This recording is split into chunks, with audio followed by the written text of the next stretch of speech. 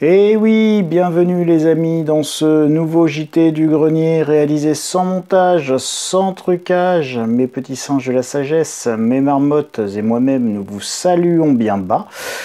Mes poules ne vous oublient pas, évidemment nous allons parler Iran-Israël vers une escalade ou vers un retour au calme. C'est la question qu'on peut se poser en ce dimanche soir 14 avril 2024, puisque dans la nuit de samedi à dimanche, eh bien, l'Iran, les Iraniens ont attaqué Israël avec des vagues successives de drones et des missiles balistiques. Et donc évidemment, eh bien, ça pose la question de la riposte à la riposte de la riposte. Bref, est-ce une escalade ou est-ce un point paroxystique d'une crise et puis un retour progressif au calme avec peut-être des solutions négociées de la diplomatie, que sais-je? C'est des questions qu'il faut se poser. Alors s'il vous plaît, je vous demanderai d'avoir la bienveillance et la gentillesse de rester extrêmement modéré dans les commentaires. La situation est très grave, je ne fais pas ici de politique, je ne vais pas être pour l'un, pour l'autre, contre les autres. On va analyser des éléments que j'espère le plus factuel possible, le plus objectif possible. Et encore une fois, je ne vais pas prendre parti dans ce conflit qui, hélas, dure depuis des décennies. Et je vais commencer par ça, et par cette prise de hauteur qui me semble indispensable, surtout quand les armes commencent à parler et que les passions de tous les côtés s'exacerbent. Le sujet, beaucoup de gens parlent de problème israélo-palestinien, je n'emploie jamais, j'essaye de n'employer jamais le problème israélo-palestinien, pas le mot problème, mais bien le sujet, la thématique israélo-palestinienne, qui est vieille comme la création de l'État d'Israël en 1948 et que je ne sais plus quel géopolitologue avait résumé d'une manière que je trouve extrêmement brillante et là aussi extrêmement objective, extrêmement humaniste et bienveillante. Beaucoup trop d'histoire, trop peu de géographie, et oui, tout le monde veut sa place, on n'a pas beaucoup de géographie, on a 2000 ans d'histoire et donc tout ça, ça pose d'éminents sujets de coexistence. Donc soyons très humbles, ne soyons pas dans le jugement, dans le reproche, dans l'accablement de qui que ce soit. C'est des sujets qui sont encore une fois extrêmement passionnels, donc je ne rentrerai pas dans la notion de jugement. Une fois que je vous ai dit ça, par contre, on va reposer les faits. Et les faits, eux, ils sont incontestables. Donc sur la partie fait, ça va être incontestable, et puis après je vous ferai une partie conjecture, et là évidemment on ouvre les clignotants et on dit objectivement, attention là par contre c'est mon opinion, mon analyse, et ça c'est par nature totalement subjectif. Les faits, c'est l'attaque du Hamas en octobre 2023, alors ça c'est si on reprend l'histoire, eh bien c'est vieux comme 1948. Pour ceux que ça intéresse sur YouTube, vous avez un film... Ah, zut, j'ai un trou de mémoire au moment où je vous dis, comme quoi j'en sais sans trucage.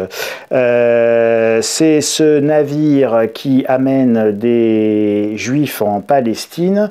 Bref, c'est un film super de 1969.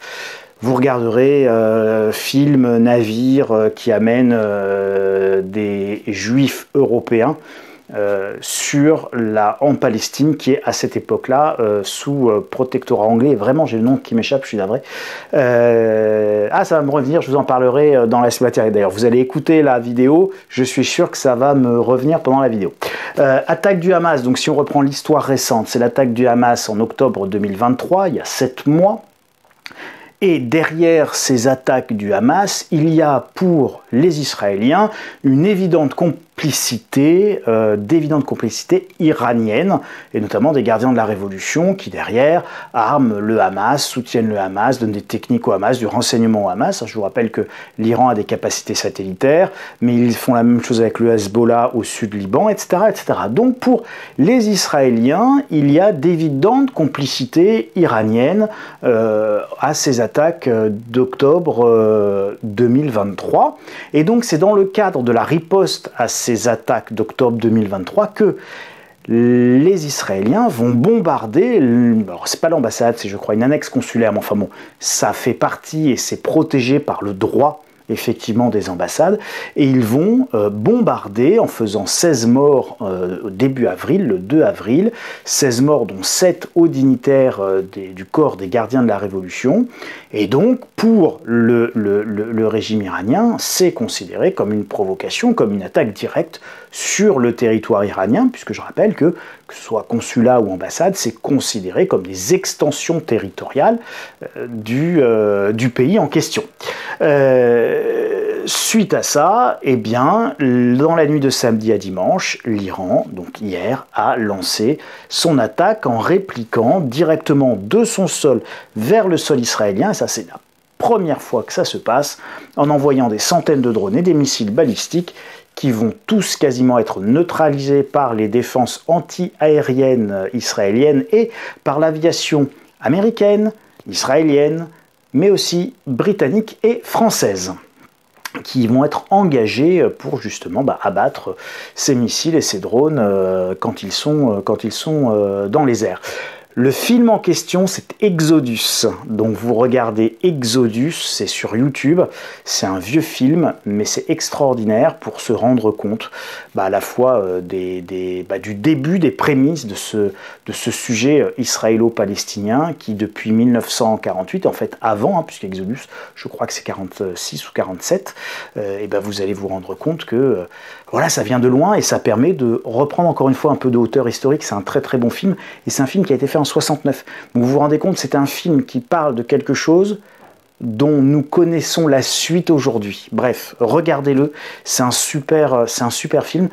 C'est pas politique, mais c'est un très bon film et c'est quelque chose que j'ai même fait regarder à mes enfants, justement, après les attentats du mois d'octobre, pour leur montrer la complexité du sujet et donc vraiment la réalité de beaucoup trop d'histoires et bien trop peu de géographie, donc qui comprennent, qui prennent un petit peu de hauteur pour voir un petit peu comment les choses s'enchaînent de manière dramatique dans cette région et ça fait souffrir des millions de personnes de tous les côtés. Alors maintenant, l'escalade ou la baisse des tensions. Et alors là, c'est alerte info, Tsahal ne devrait pas, Tsahal c'est l'armée israélienne, ne devrait pas riposter. Joe Biden a expliqué à Benjamin Netanyahou que, en raison de l'absence de dommages sérieux et comme la dissuasion fonctionne bien, il n'y a pas besoin de riposter. Donc pression américaine sur Israël pour éviter de lancer des représailles. Pour les Américains, il n'y a eu aucun blessé, pas de dommages sérieux, donc des dégâts matériels mineurs, donc pas besoin de riposter à la riposte, mais les Israéliens pourraient mettre à profit cette attaque pour éloigner le risque majeur pour leur pays, et je pense qu'on ne peut pas faire l'économie de parler de ça. C'est évidemment le risque d'un Iran nucléarisé. C'est une très très vieille histoire, et c'est une très très vieille histoire qui aussi croise la nôtre, puisque si vous connaissez un petit peu les choses, eh bien, nous avions eu des attentats au milieu des années 80 en France, pour les plus anciens qui ont la barbe blanche comme moi, qui s'en souviennent. Jacques Chirac était Premier ministre. Nous avions d'ailleurs fait le blocus de l'ambassade d'Iran. Et donc les Iraniens avaient posé des bombes à Paris. Et ils avaient fait des gros dégâts. Et pourquoi ? Parce qu'il y avait un contentieux autour de contrats qui avaient été signés avec l'Iran pour leur fournir ni plus ni moins que des installations nucléaires, et c'était ce qu'on a appelé le contentieux Eurodif. C'est pas la marque de fringues et les magasins d'habillement, mais voilà, si vous cherchez Eurodif, contentieux franco-iranien autour du nucléaire, eh bien tirez la pelote, vous découvrirez plein de choses. Bref, ça c'est un article de l'Express 2024, année de la bombe atomique pour l'Iran. Donc en octobre 2023, alors pour avoir des bombes atomiques, il faut enrichir de l'uranium. Pour enrichir de l'uranium, il faut un réacteur nucléaire, donc il faut une centrale nucléaire. Ils en ont une, c'est la centrale de Bushehr en Iran. Ils avaient 4486 kilos d'uranium enrichi, donc 4,4 tonnes. En février 2024, ils en avaient 5,5 tonnes. Et la limite fixée par les accords de 2015 que Donald Trump avait déchiré, eh bien cette limite était fixée à 300 kilos d'uranium enrichi. Donc vous voyez évidemment que les capacités de fabrication d'une bombe atomique, eh bien, l'Iran s'en rapproche, et l'Iran a montré aussi qu'il avait les vecteurs, c'est-à-dire qu'il faut avoir la capacité à avoir de l'uranium enrichi, il faut donc le matériel explosif, en d'autres termes, et puis cette tête nucléaire, ce matériel explosif, il faut pouvoir le mettre sur un vecteur, c'est-à-dire un missile, qui va aller délivrer, envoyer la bombe atomique sur sa cible. Et donc, les Iraniens ont développé beaucoup de missiles. Alors, ce que je voulais évoquer avec vous, et là, justement, on met l'avertissement d'objectivité. Donc là, c'est mon analyse personnelle, donc on sort des faits, et je vais vous présenter un scénario alternatif, à mon avis, extrêmement crédible, et qui a des probabilité non négligeable de se produire. Israël peut ici maintenant utiliser lui aussi l'article 51, c'est la légitime défense dans la Charte des Nations Unies. Israël a bien été objectivement attaqué depuis le territoire iranien par l'Iran avec ses missiles, donc de manière complètement frontale et directe, et donc Israël peut tout à fait dire ça représente pour moi une menace existentielle, des missiles, des drones qui peuvent être envoyés sur mon sol, sur mon territoire, directement du territoire iranien, et puis peut-être demain des drones ou des missiles équipés de têtes nucléaires ou d'une bombe sale, radioactive, peu importe. Donc je vais faire des frappes de riposte pour réduire les capacités de nuisance, donc les potentiels, donc les capacités militaires, nucléaires, qui font courir un risque existentiel pour l'État hébreu. Beaucoup d'analystes pensent qu'Israël ne ripostera pas parce que, alors là je vous fais toute une litanie d'arguments, l'affrontement avec l'Iran peut être très compliqué, peut-être qu'ils n'auraient pas assez d'avions ni assez de bombes, parce que les Américains ne les soutiendraient pas, parce que ça pourrait faire des dégâts économiques majeurs avec le détroit d'Ormuz fermé, le cours du pétrole qui s'envole, etc.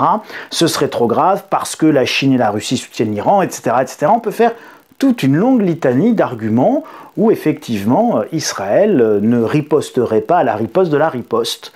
Et il est important d'étudier au contraire pourquoi riposter sur l'Iran pourrait être vu comme pertinent avec actuellement des conditions qui sont complètement réunies pour le faire, et ce sont des éléments d'analyse que je n'ai trouvé aujourd'hui nulle part. Je trouve des éléments d'analyse assez affligeants. Voilà, bon, je trouve que c'est assez court pour tout vous dire. Donc depuis 7 mois, l'armée israélienne, elle est mobilisée. Elle est à son potentiel d'efficacité. En 7 mois, les combattants ont eu le temps de s'aguerrir, ils ont eu le temps de travailler ensemble, de faire leur boulot de militaires ensemble. Les activités interarmées, c'est-à-dire tout ce qui est capacité à travailler de manière collective et ensemble, entre l'artilleur, le gars qui est dans le tank, le gars qui fait l'appui aérien, le gars qui fait le renseignement, bref, tout ça c'est ce qu'on appelle l'interopérabilité, l'interarme, et donc c'est le fait de pouvoir faire travailler de manière collective, et donc c'est évidemment un multiplicateur de force et d'efficacité, donc c'est pleinement aujourd'hui opérationnel en Israël. De même que les réservistes sont déjà mobilisés, donc l'armée israélienne est en état d'activité intense. Je rappelle, de mémoire, l'État d'Israël, c'est une dizaine de millions d'habitants, 350 ou 360 000 réservistes mobilisés. Si vous multipliez par 6 pour la population française, pour vous faire une cote mal taillée, 300 000 fois 6, bon, c'est comme si on avait, nous, globalement mobilisé 2 millions d'hommes. Donc vous voyez un petit peu l'intensité de l'armée israélienne aujourd'hui dans sa capacité d'opérer. Donc elle est capable aujourd'hui d'opérer à 100%. Ça a un coût. Donc c'est tous ces jeunes gens qui sont partis de leur travail, de leurs entreprises pour aller rejoindre les rangs de l'armée, et bien évidemment, ils ne sont pas en train de produire de la richesse civile, ils sont en train de faire des activités militaires.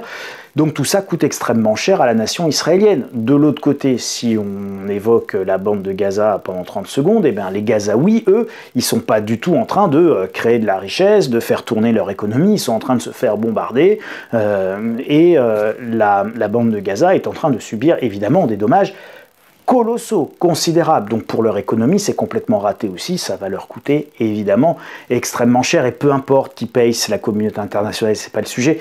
C'est que vous voyez bien là les ravages économiques que ça fait d'un côté comme de l'autre. Une guerre, ça coûte très très cher. Donc je compare pas les souffrances. Je vous dis juste que d'un point de vue purement factuel et objectif et d'un point de vue économique, eh bien, ça coûte cher. C'est d'abord beaucoup de dégâts ou beaucoup de pertes d'opportunités économiques quand on fait la guerre. Et donc l'Iran, en attaquant frontalement Israël, donne un prétexte objectif à une riposte et donne une légitimité à l'État hébreu de le faire. La planète entière a vu tous ces missiles et ces drones iraniens aller vers Israël. Et donc si aujourd'hui Israël allait pilonner les rampes de lancement, le réacteur nucléaire, etc., finalement, il y a une forme objectivement de légitimité à le faire, puisque la menace a bien été mise à exécution. Donc supprimer une menace à laquelle on est confronté, eh bien, d'un point de vue intellectuel et analytique, c'est évidemment extrêmement logique. Les Israéliens ont déjà bombardé une centrale nucléaire. Cette centrale, elle s'appelait Osirak. Pareil, c'était en 1980, donc les moins de 20 ans, évidemment, ne peuvent pas s'en souvenir. C'était un réacteur, là aussi, vendu à l'Irak par la France. Nous sommes souvent dans les bons coups, les amis. Et les Israéliens disposent, là encore, d'un alibi pour attaquer, notamment et spécifiquement, les capacités nucléaires iraniennes, avec tous les dégâts environnementaux et un incident nucléaire majeur que ça pourrait évidemment représenter pour la région. Peut-être faudra-t-il, dans les semaines qui viennent, surveiller le sens du vent. Voilà, je dis ça, je ne dis rien. L'Occident, enfin, par exemple, est déjà en guerre contre la Russie, en démondialisation avec la Chine, une démondialisation qui est la phase qui précède, évidemment, peut-être des tensions plus fortes, à savoir même, éventuellement, un conflit. Ensuite, je vais vous donner un autre élément, le jour de la commémoration de la Shoah, alors c'était il y a quelques années, c'était en avril 2009, le nouveau Premier ministre à l'époque, quelqu'un que vous connaissez et dont vous entendez parler aujourd'hui, eh bien c'était Benyamin Netanyahou.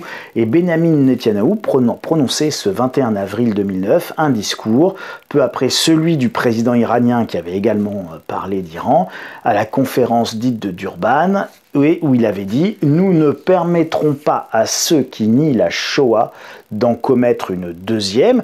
Le logiciel de Netanyahou n'a jamais varié d'un iota.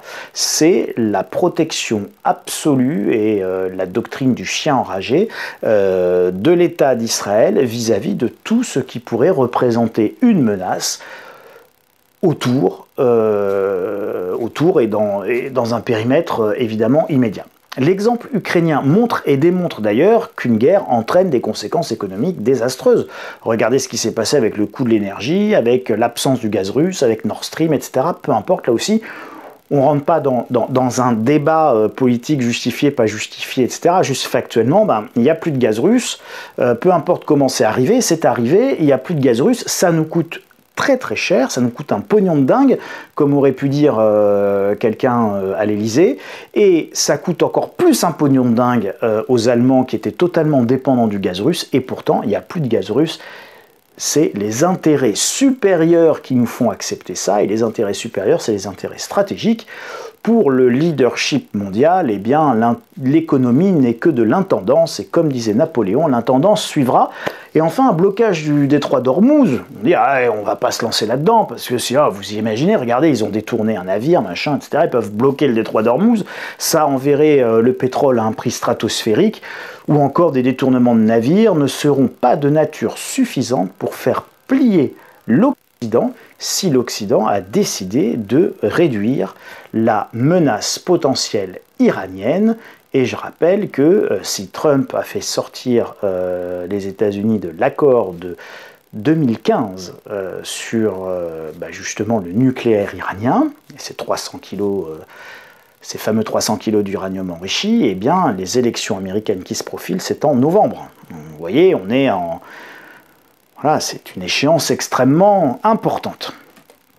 Et c'est également évidemment un marqueur analytique. Alors, regardez, un navire attaqué et saisi, C'est un porte-container avec sans doute pour des millions de dollars de marchandises qui a été saisi dans le Golfe, justement au niveau du détroit d'Ormuz, par les Iraniens qui ont confisqué ce navire. Bon, ils peuvent le faire, ils peuvent effectivement fermer le détroit d'Ormuz, et alors, on a bien fermé la Russie. Conclusion, d'un point de vue analytique, à mon sens, toutes les conditions sont en réalité réunies pour qu'Israël riposte à l'attaque iranienne directe sur son sol. C'est une armée qui est pleinement mobilisée, les réservistes qui sont déjà là, bref, tout est prêt. Donc s'il faut aller taper sur l'Iran dans 5 ans, il va falloir remobiliser tout le monde, bref, donc finalement, tant qu'on y est, pourquoi pas se faire l'Iran en même temps. Je schématise. Vous prenez du recul sur ce que je viens de dire, mais c'est pour vous donner le grand tableau. Pour le moment, officiellement, ce sont les États-Unis qui font pression sur Benyamin Netanyahou pour ne pas lancer une contre-offensive. Pourtant, si on prend un tout petit peu de recul, on se rend bien compte que les pressions internationales, et notamment américaines, sont objectivement d'aucun effet sur ce qui se passe aujourd'hui à Gaza et ce que fait l'armée israélienne à Gaza depuis le 7 octobre 2023. D'accord ? Donc ça, pour compte, peu importe, objectivement, quoi que disent les Européens, quoi que disent les Américains, les Israéliens font ce que bon leur semble sur la bande de Gaza. Je vais vous citer Benny Gantz qui a parlé, ses ministres du cabinet de guerre. Israël doit renforcer l'alliance stratégique et la coopération régionale qui lui ont permis de résister à l'attaque iranienne d'hier. L'Iran représente un problème mondial, un défi régional et un danger pour Israël. Je crois que c'est assez clair. Excusez-moi, hier, le monde s'est clairement tenu aux côtés d'Israël face à ce danger. Il s'agit d'une réussite stratégique que nous devons exploiter pour la sécurité d'Israël. Je crois que c'est clair. On va exploiter cette réussite stratégique pour la sécurité d'Israël. Cet événement n'est pas terminé. Pour ceux qui n'auraient pas compris, je crois que c'est encore plus clair. L'alliance stratégique et le système de coopération régionale que nous avons construits et qui ont été mis à l'épreuve doivent être renforcés précisément maintenant. Donc on va former une alliance là beaucoup plus solide et puis il va y avoir un petit travail de préparatif diplomatique. Israël a prouvé hier qu'il était un point d'ancrage de la puissance militaire et technologique et un point d'ancrage de la sécurité au Moyen-Orient. Face à la menace iranienne, nous mettrons en place une coalition régionale et ferons payer le prix à l'Iran. C'est très clair. De la manière et au moment qui nous conviendront. Donc n'attendez pas forcément une riposte dans les 24 heures, 48 heures, 72 heures, 76 heures et demie. Et je vous rappelle qu'avant de rentrer dans la bande de Gaza, on a attendu pendant des jours entiers qu'il se passe quelque chose. Et tout le monde pensait, ils ont peur d'y aller, ils vont pas y aller, ils ont peur d'y aller, les pertes vont être considérables, etc., etc. Ils y sont allés, il y a eu des pertes, il y a des pertes évidemment. Elles ne sont pas fondamentalement très équilibrées entre les deux camps, et ça c'est factuel aussi. Les pertes israéliennes ne sont pas du tout à l'échelle des pertes que l'on peut constater du côté des habitants au sens large, combattants comme non combattants, de la bande de Gaza. Bref, je vous laisse lire, mais aujourd'hui encore, nous devons nous rappeler que nous n'avons pas encore achevé notre tâche, principalement le retour des otages et l'élimination de la menace qui pèse sur les habitants du nord et du sud. Nous poursuivrons la campagne avec détermination et responsabilité. Ensemble, nous gagnerons. Ça laisse pas beaucoup de place à la paix. D'accord ? Ça laisse peut-être de la place à un décalage dans le temps, évidemment, à une organisation stratégique, mais ça ne laisse pas, à mon sens, beaucoup de place à une absence de riposte. Israël a mis plusieurs semaines pour attaquer Gaza après l'attaque du Hamas. Il fallait se préparer, faire revenir les appelés, préparer les conscrits, reprendre l'exercice, bref, mettre tout le monde en état de combattre. Et donc tout ça, ça prend du temps. Et vous imaginez si demain la France devait mobiliser ses hommes, si on mobilisait Tous ceux qui ont les pieds plats et qui savent pas marcher et qui, la dernière fois qu'ils ont fait du sport, c'était FIFA 15 sur la PlayStation. Je sais, ça doit plus être ça. Puis je sais plus ça, je dois pas utiliser le bon nom de console, mais vous voyez ce que je veux dire et vous corrigerez dans les commentaires. Et bien évidemment, faudrait d'abord commencer par faire des classes, donc on serait pas prêt tout de suite à avoir une armée importante.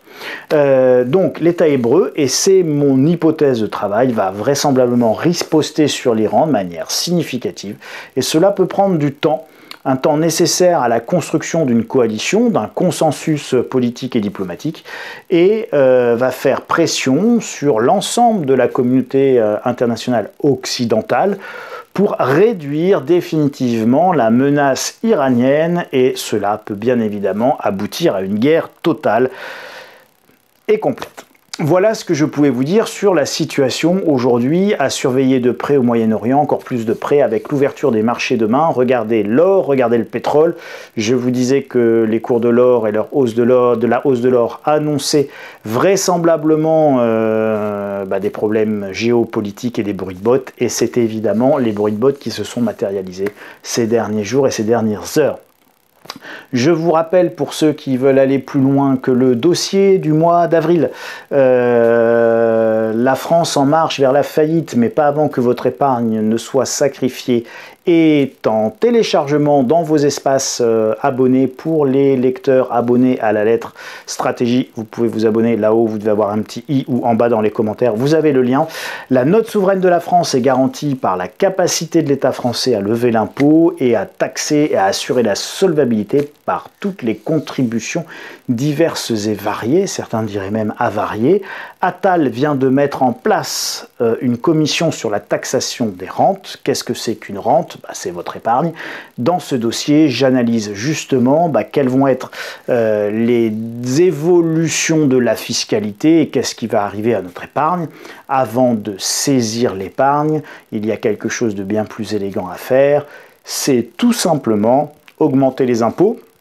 Je rappelle que dans la Constitution, il y a un passage sur le consentement à l'impôt et que l'impôt ne doit pas être abusif dans le sens où l'impôt, on ne doit pas tout vous voler et donc il y a une limite à l'impôt.